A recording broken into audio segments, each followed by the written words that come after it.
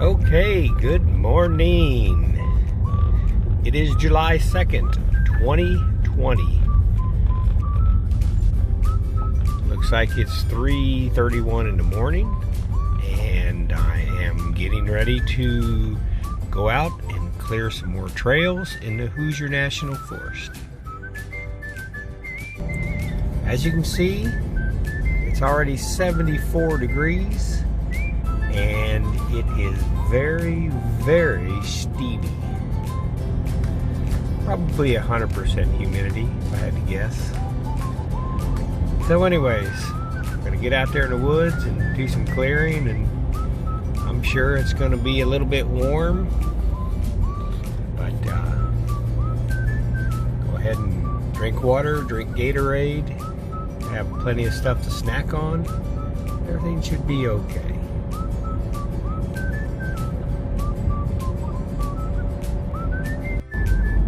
Got an email from my supervisor, Zachary, and said he was on the trails last week and everything was looking good.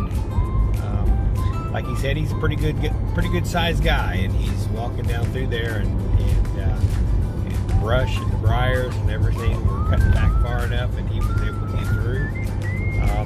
Did make a suggestion, if I ever questioned how far to cut it back far, because especially with the weather we're having, we've probably had 4 or 5 inches of rain in the last, I don't know, 2 or 3 days, and for the getting toward the middle of summer here, that's a lot of rain. So anyways, he said go ahead and whack it back.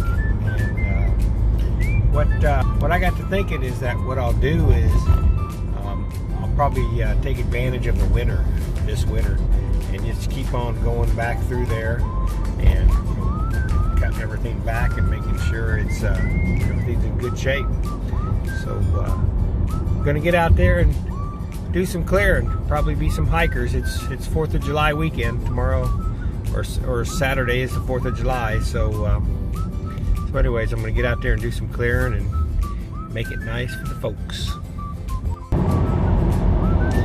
Okay, like I said, it is July 2nd,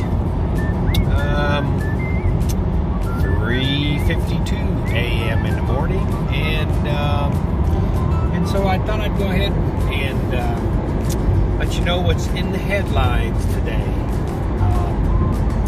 I guess the big headline is the COVID-19 has caught fire and is starting to burn the country up again.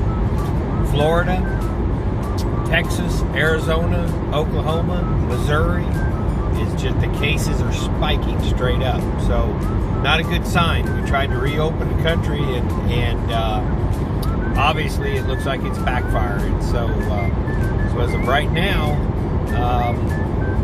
I'm hoping everybody starts shutting it back down and start hunkering down, and because right now it is not looking good at all.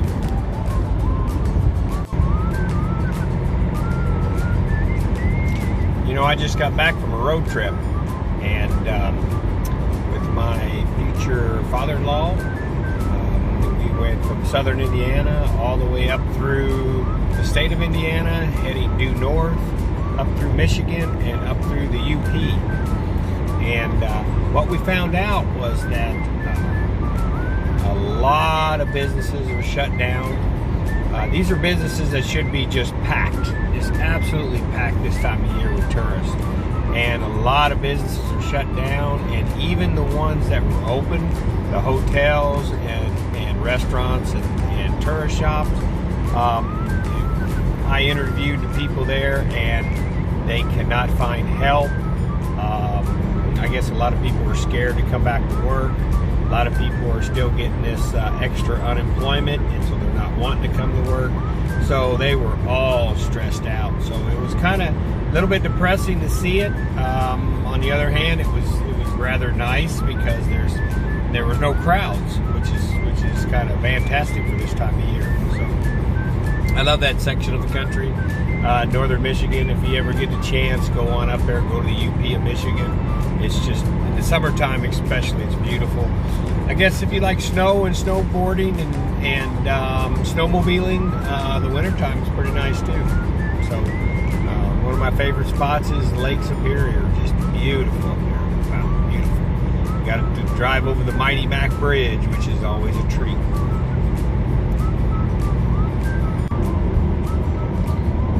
Once again, we have some road construction. Looks to me like they are pumping concrete from a pump truck all the way up and filling the new pavement on the bridge. So that's pretty exciting stuff. It's good to see the infrastructure in America getting put back together, and we need it. Okay, just thought of my first tip of the day. As I'm driving down, you know, it is muggy, it is warm outside, and if you're going someplace like you're going to do some hiking, be sure as you drive there, try to match the temperature in your car to the temperature outside. Because if I'm, for instance, if I'm driving right now and I go ahead and put my AC down and it's a cool, 62 degrees in here, and it might feel good, but whenever I get there and I get out, it's going to feel hot, it's going to feel muggy, and not real comfortable. So I kind of learned this back in the days of my construction experiences that, same thing goes in the wintertime. If you get in your car and drive to work and you heat your car way up and you're going to get out and work in 20-degree weather, I tell you what, it just makes that first half hour or so a lot more miserable. So I used to keep my vehicle cool enough, though, make sure the windows weren't fogging, but I just wouldn't heat it up, and the same in the summertime. Even when I took a break, say at lunchtime, a lot of times we'd be working for a client and they'd say, you need to come on into the air conditioner, come on into the heater, but actually unless I was really cold, really hot and needed to, I'd just stay outside and just stay out in the temperature, and ultimately you feel a lot more comfortable that way. So anyways, that is the tip of the day. Actually, that's just a tip of the morning. It's your early morning tip. A couple other things in the headline. Of course, these days the headlines are all about the COVID-19. There's some protests going on. With the Black Lives Matters and the protest against the violence. With some of the things that the police have done, and I know there's a lot of good police officers out there, and there's just a few bad apples that need to be taken care of, need to be needs to be addressed and removed from the force. If they've got a record of that of abuse, beyond what should be done. But anyways, the COVID-19, we have the EU over in Europe has just announced they have blocked Americans from coming into the country. New York State, New Jersey, and a few others have blocked 16 states in the United States residents from coming into their state, which is that's weird. That's something that you would never kind of believe that would happen.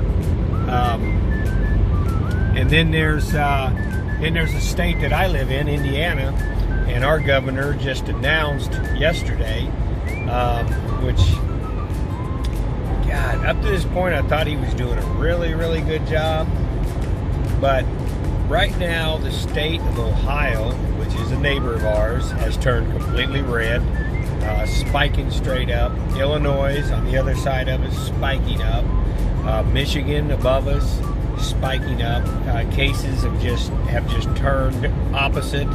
They were going down, now they're going straight back up. So you would think Indiana's still in what they call the green area. So ours have leveled off, and and is trying to hold steady, but you would think that he would see that coming from all directions and would want to slow it down, but instead he continues his reopen phase and went from 4.0 to 4.5. So anyways, I hope that don't come back and bite him in the ass and bite all of us in the ass, you know. But if it does, maybe he'll learn a lesson. This thing is not going away, and until there's a vaccine, you know, we have got to stay hunkered down. We have got to wear our masks, and we have got to quit spreading this thing everywhere. So that is the big news. July 4th coming up Saturday, and Miami beaches are now closed. A lot of Florida beaches are closed. Texas, Houston's on fire. So it's we'll look back at these tapes someday and see everybody wearing masks and how bad it was. And I'm hoping we can get this thing under control. But anyways, it sure does take up a lot of headlines these days. Okay, going through the Hoosier National Forest. Just a little bit of light starting out. Should be there probably in less than 10 minutes. I like that planet up there in the sky. That's pretty cool looking. Anyways, should be out on the trail in about 30 to 45 minutes. Yeah. Okay, here we are, Salina Indian Lake. Getting ready to go out on the Two Lakes Loop Trail. Do some clearing. Got my section all figured out where I'm gonna head out today.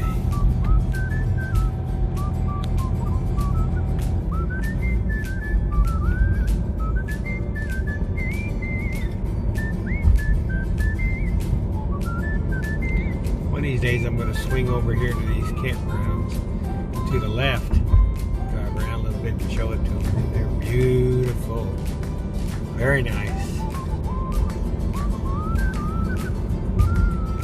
True hidden treasure in the Hoosier National Forest.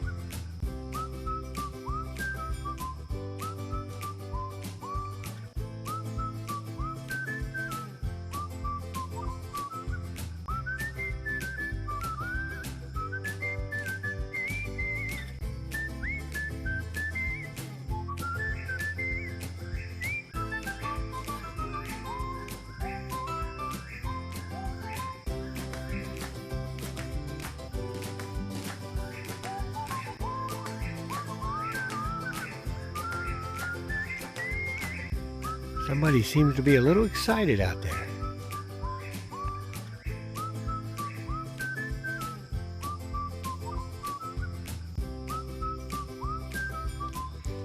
Okay, can't see a whole lot. Still kind of dark out here. But it'll get light every minute from here on in. It'll get a lot lighter, so probably 15 minutes be able to see no problem. But I'm got my pack on, and I'm gonna lock the car up, and I'm gonna be ready to go. I'm gonna go ahead and head south down this connection trail until I hit the main trail. I'll take a left and head east towards Salina Lake. So that is the plan for today, and at at least first thing this morning.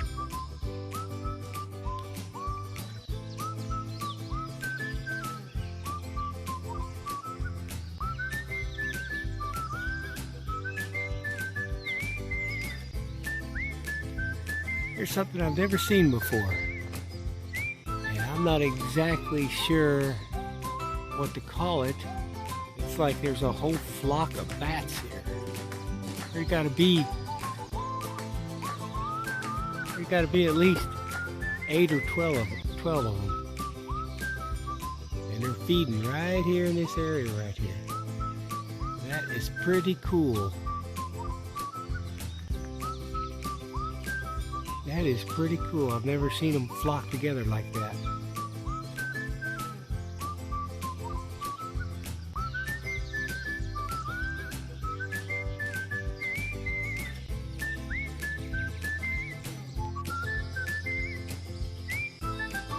Okay, when I do this connection trail, what I do is I park in a parking lot, and it's probably a half a mile from there. And I go through this logging area where they've logged it out, and they actually have put down some gravel, so it's like walking on an overgrown gravel lane. And then eventually I come here to this point here, and then you can see the trail heads right into the woods. So at this point I'll go on in. I have cleared about the next quarter to a half a mile, and at that point right there we should pick up some weeds and briars and start to go. So it's been a good morning. I like seeing those bats. That was pretty cool. Seen some frogs, heard some deer off to the side. The morning continues.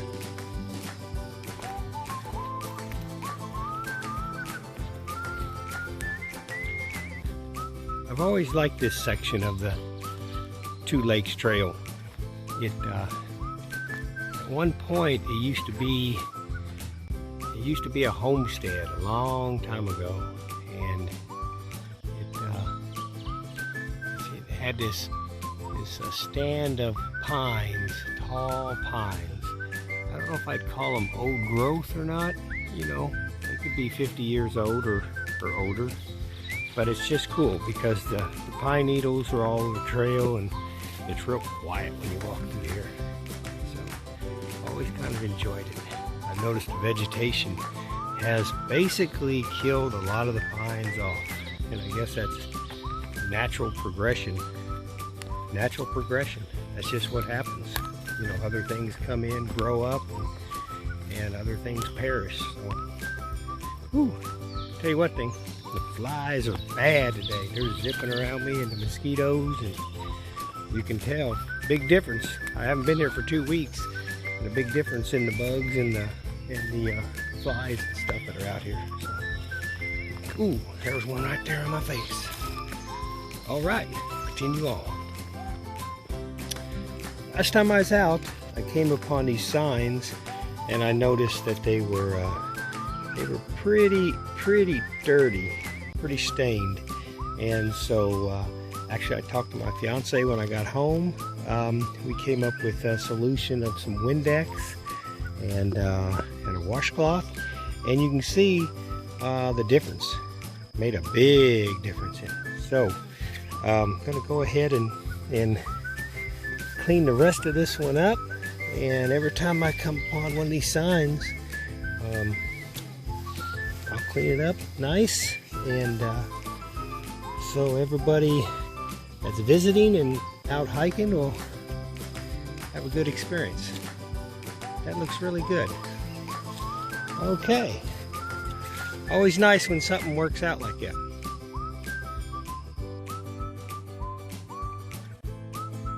Okay, I'm sitting here working the section. I am heading east on the Two Lakes Loop Trail, and from the connection trail, heading east. And as you can see, coming across some sections that the briars have definitely decided it's their trail, and they are going to take it over. So whether they like it or not, I am I am not going to let that happen. So, at least not for this year. Maybe next year. They'll eventually come back, and we'll eventually keep cutting them down. So, okay, I'm going to go ahead and take a picture, trim this section of trail up, and then I'll take a picture when I'm done so you can see the difference.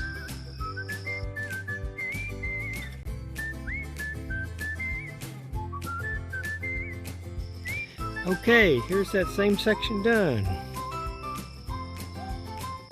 Big improvement. So that takes, I probably had 30 to 45 minutes in that, something like that. But, you know, I tried to cut it back far enough.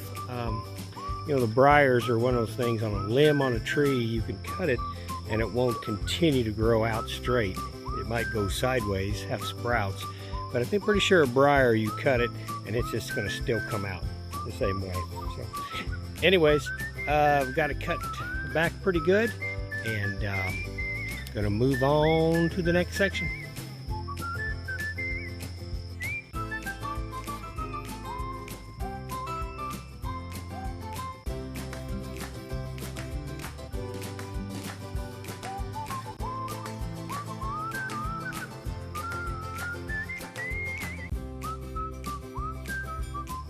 Ooh.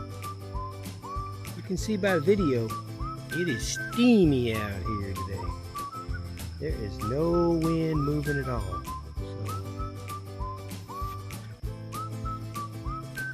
it is what it is. Head out to the wilderness, and nothing's a guarantee, I guess.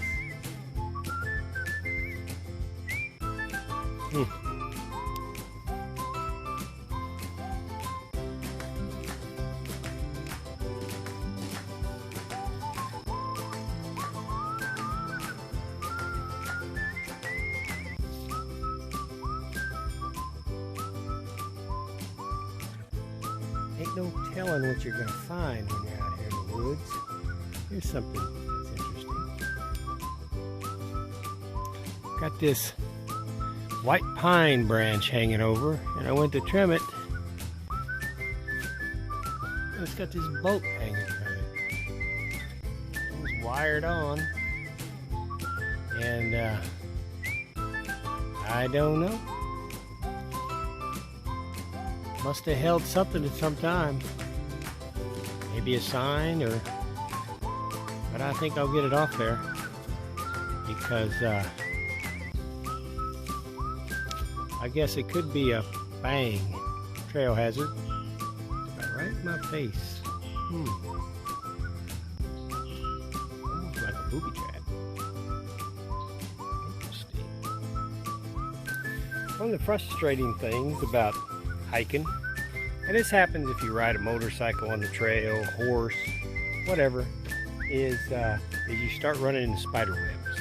And like right now, it's July 2nd, and I'm starting to run into them. So as it gets into fall, you'll get them more and more. Here's one right here. Here's a, there. Actually, that's the... Oh, nope, he's there. Hello, buddy. Hello, buddy. Oh, yeah. Anyways, they'll be across the trail. So, a couple solutions. Oh, by the way, when riding a dirt bike, I'll never forget, and yes, I rode a dirt bike for years and years back, a long time ago. And always had a helmet on, and you're riding, and you go right through a spider web, and the spider comes and gets stuck right here, right against your face shield, right up inside there. So obviously you start to panic, the spider starts to panic, you pull over, you get out, and what do? You rip your helmet off, and it just smears and smashes it across your face. Makes you want to go out and dirt bike ride, doesn't it? So anyways, a couple solutions. One solution to spiders is get you a spider stick. And as you walk down the trail, you just go up and down like this. It can be a tiny little stick like this. But as you walk, you just float it up and down. Any spider webs out there, it'll clear for you. So, that is one solution. And of course, probably the easiest solution is, and especially if you hike with people, is make sure the tallest person goes first. And that way they'll clear all the webs.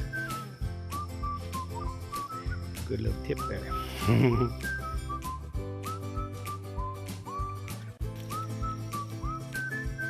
There's what you got to watch out for in the woods.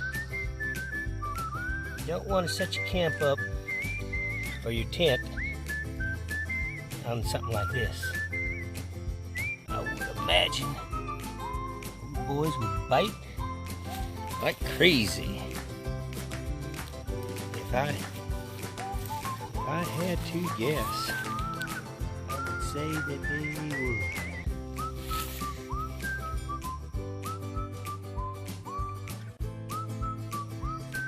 Just a little place to relax. Throw a couple logs on top of each other, and if somebody's struggling down the trail, they'll have a little place to take a break.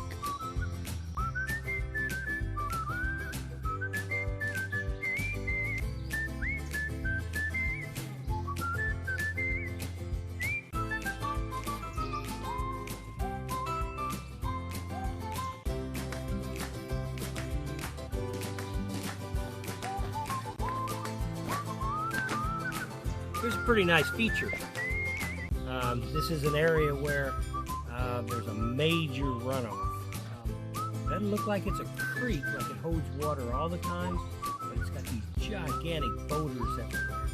And so I can imagine this is like a torrent coming down through there when we have one of those gully washers, what we call it. Just maybe 1 or 2 inches of rain within an hour or so. So anyways, it would be pretty cool. Right now there's a little bit of water standing. A lot of mosquitoes everywhere, landing on the water. Probably will start to breed out here if this water stays. So anyways, it's a nice geographic area here on the Two Lakes Trail.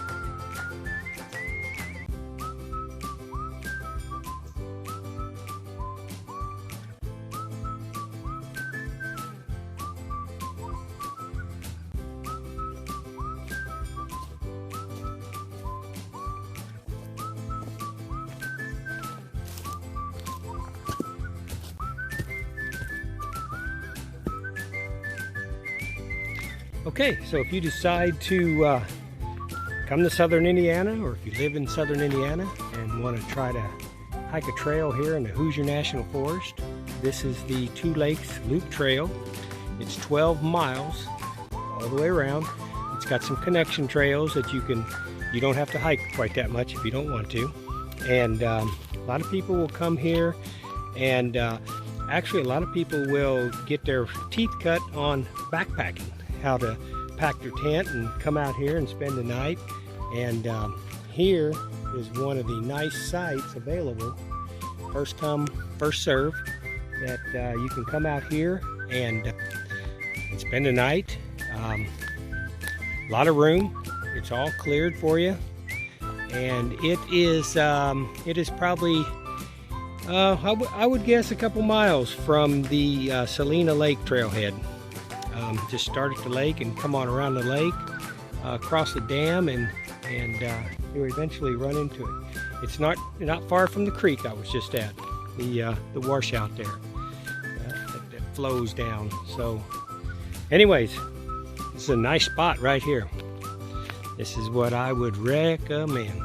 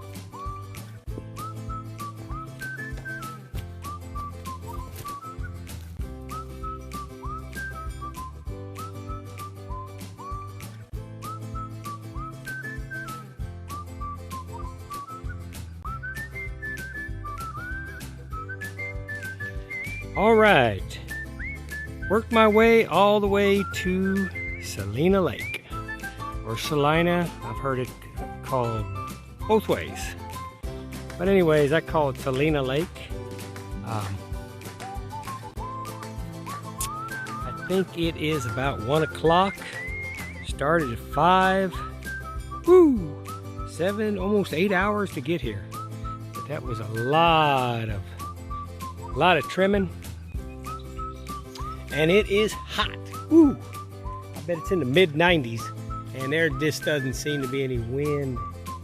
There's no wind blowing at all out here. So I'll be glad to get this trailhead right here. This is where you come across the dam. And then there's a little sign right here that shows the trail starts. Well, I had a hiker out there meet me out on the trail, and apparently come down this here and saw the sign, but I guess because that tree limb's in the way right there, he kept on going this way and went all the way up this gravel road. I think that takes him all the way to the main road again. So he had to turn around and come back, and finally he found it. So what I'm going to do here is I am going to clear this so you can see it a lot better. Wouldn't be a bad idea. Okay, here it is from the other side looking out. So you can see it is pretty covered up, and I'll get it all trimmed up and looking good. And at that point right there, I will start to head back. Probably two or 3 miles back to the car. By the time I get there, I'll probably be done for the day. Because like I said, it's I'm drinking water and I'm eating stuff I brought, but when it's this hot, it gets tough. So that's what I'm gonna do. We'll see if I can't clear this up so nobody else makes that mistake, because I know they don't want to add 2 more miles in weather like this. Not good. Not good at all.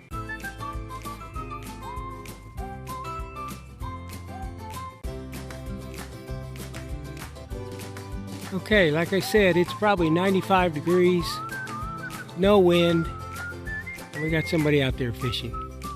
Now, a lot of people would say, what the heck is that guy out there in this kind of weather? He ain't gonna catch nothing.